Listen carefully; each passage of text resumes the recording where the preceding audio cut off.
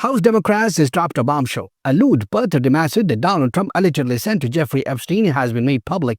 Yes, a hand-drawn sketch of a naked woman with Trump's first name signed in the pubic area, plus a bizarre typewritten dialogue between Trump and Epstein. This isn't some random internet rumor. This came straight from the House Oversight Committee, which subpoenaed Epstein's estate for documents, and Democrats just posted it online. Now, Trump is denying everything. He says it's not his handwriting, not his drawing, not his style. But the card is there in Epstein's birthday book, and it's weird, like so weird. So today, let's break this down. What exactly was in Epstein's birthday book, why Trump is fighting this so aggressively, and how this could reshape the political battlefield heading into 2025. And here's what Democrats put out. A leather-bound birthday book that Epstein's accomplice, Ghislaine Maxwell, allegedly put together for his 50th birthday back in 2003. Inside, there's a typed-out note that reads like a creepy screenplay. It starts with a voiceover. There must be more to life than having everything. That Donald responds, yes, there is, but I won't tell you what it is.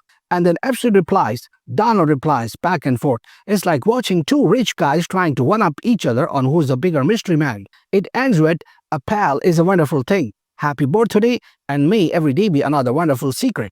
That's weird enough, but then there's a drawing. A crude sketch of a naked woman with Donald written across the most inappropriate place possible. And Trump's typed-out name sits at the top, like a header. Now, here's where it gets even messier. Democrats say this was subpoenaed directly from Epstein's estate. They didn't make it up. They didn't Photoshop it. They got it in the official batch of documents. But Trump's team, they're calling it fake news. The White House immediately went into damage control. Trump's deputy chief of staff, Taylor Burovich, posted on X. This actually helps Trump's case because it's not his signature. They even posted photos of Trump's actual signature. You know, that big, sharp, spiky EKG line he uses, and compared it to this card. Then Press Secretary Caroline Leavitt went full caps lock mode, proves this entire birthday card story is false. This is fake news to perpetuate the Democrat Epstein hoax. Trump himself said back in July, these are not my words, not the way I talk. Also, I don't draw pictures. Which, let's pause here, because the last part already backfired. The Washington Post reported that Trump had, in fact, drawn multiple sketches of buildings and a bridge during his presidency. They were auctioned off for charity. So yeah, he does draw, just not naked women, according to him.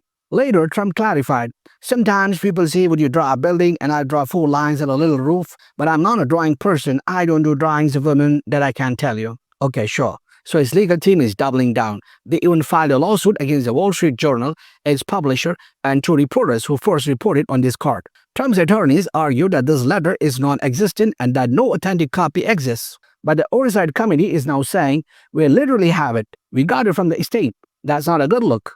Now, why does this matter? Because Trump's relationship with Epstein has always been murky. They were friends back in the day. Epstein was a New York socialite. Trump was a New York real estate mogul. They ran in the same circles. Trump has admitted this in the past. In a 2002 interview, he even said, I've known Jeff for 15 years. Terrific guy. He's a lot of fun to me with. It is even said that he likes beautiful women as much as I do, and many of them are on the younger side. That quote has haunted him for years. By the time Epstein was arrested for sex trafficking, Trump claimed they had a falling out and weren't friends anymore. He's distanced himself completely. But the birthday book connects him again. Even if he denies writing that note, even if he denies drawing the sketch, it ties his name, literally typed out, inside Epstein's personal archives. And Democrats know this. That's why they drafted. Now here's the bigger question. Why is Congress even looking at Epstein's birthday book in the first place? Because the House Oversight Committee subpoenaed all kinds of documents from Epstein's estate. His will, his infamous contact books, his bank records, and yes, this birthday book. Ghislaine Maxwell, Epstein's long-term partner in crime, admitted under questioning that she organized the book and asked Epstein's friends to contribute. She says she doesn't remember if Trump sent anything. But think about this. She's serving a 20-year sentence for sex trafficking, and she's appealing to the Supreme Court. Her attorney has openly said he hopes Trump will pardon her if he wins re-election. So now we've got this bizarre triangle. Democrats dropping incriminating documents. Trump calling it fake. Maxwell, the convicted sex trafficker, possibly looking at Trump as her ticket out. That's not just scandalous, it's political dynamite. And here's the kicker. The Justice Department just announced a few weeks ago that they're closing the Epstein case. They said his 2019 death was suicide. No other charges, no more investigations. Case closed. That enraged Trump supporters because for years, they pushed conspiracy theories that Epstein didn't kill himself, and the Democrats were covering it up. Now, with this new birthday card, the script flips. Instead of Epstein being a weapon Trump uses against Democrats, it's now something Democrats are using against Trump. It's like political judo. So let's zoom out. This is not just about a birthday card. This is about how scandals work in American politics. It doesn't matter if this drawing is fake or real. What matters is that it exists in the public record now. And it's something people will Google, something they'll whisper about, something that muddies the waters just enough to stick in voters' minds.